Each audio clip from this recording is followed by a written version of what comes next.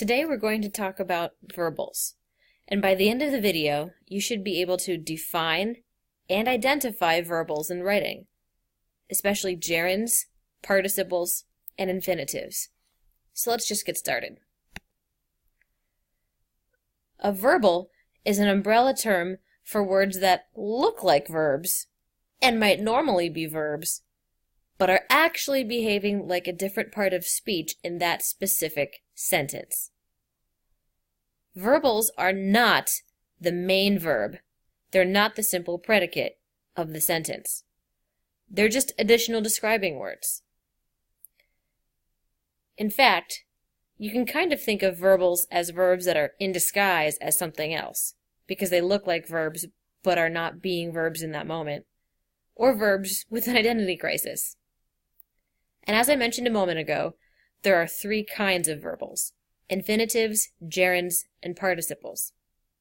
In this video, we'll be discussing all of these examples, and in these sentences, the yellow verbs and helping verbs that you see are the main predicate verbs, and the other colors are different types of verbals.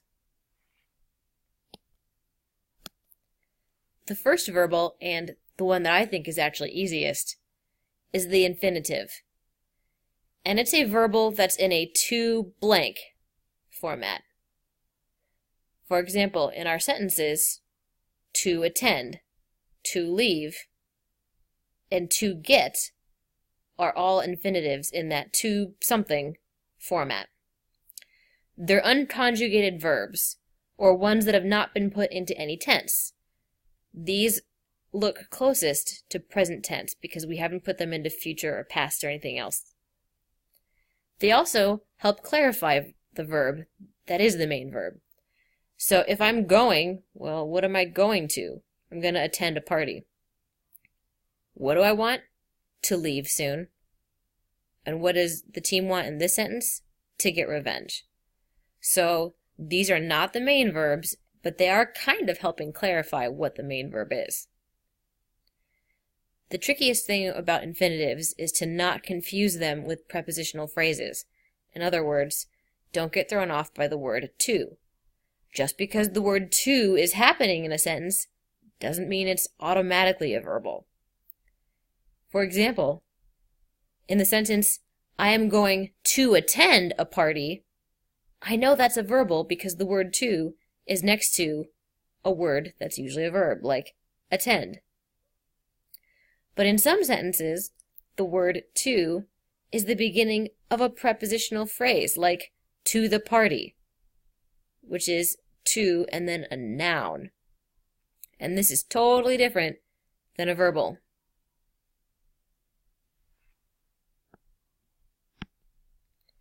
The next type of verbal, and the one that I think is second easiest to identify, is a gerund. These are verbals with ing on the ends that are acting like nouns. They can be the subject of the sentence or just an object being discussed, which means they might show up at the beginning or the end of a sentence. If you check out these sentences over here, in the first one, swimming is my favorite sport. In this sentence, I'm not currently swimming at this moment, I'm just talking about swimming.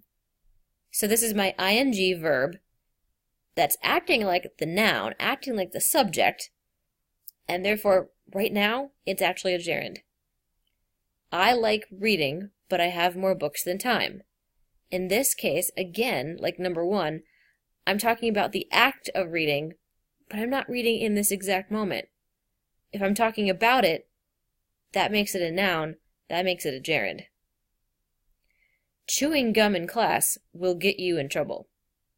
Again, that act of chewing gum is the subject, and doing this will get you in trouble. The only tricky part with gerunds is, again, not to confuse them with a main verb. There's a big difference between the first example right here in yellow and this green second example. Here, swimming is part of the main verb. It's part of the predicate. What am I doing? I am swimming. In this moment, again, if I'm swimming, I'm doing the action. But if I'm talking about swimming and that it's fun, now it's a gerund. And finally, participles. Those are verbals that are behaving like adjectives. They're describing a noun. And because they're acting like adjectives, they're usually located right before a noun, just like an adjective would be. Here, dropped and took are just verbs. But if I take the broken screen to go get fixed, the word broken in this case is a participle. Now, broken could be a verb in another sentence. If I have broken or had broken something, then it might be a verb. But right now, I'm just talking about a screen that is broken. Or which screen? The broken one. Number 2, the missing library book was found under the bed. In another sentence, the word missing might be a verb, yeah. But here, it's just which library book? The missing one. Now, it's just describing.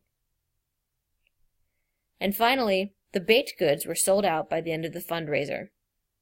Which goods? The baked ones. Right now, the word baked, which could be a past tense verb, is behaving like an adjective. Participles aren't really hard, but they can be harder to spot because they don't have as obvious of a pattern as gerunds and infinitives. Infinitives always have the word to.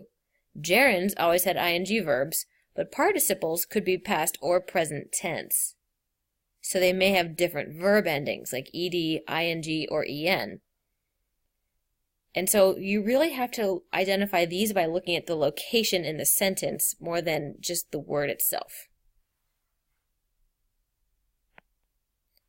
Thank you very much for watching, and if you need to play this video again to understand the topic better, please do that now.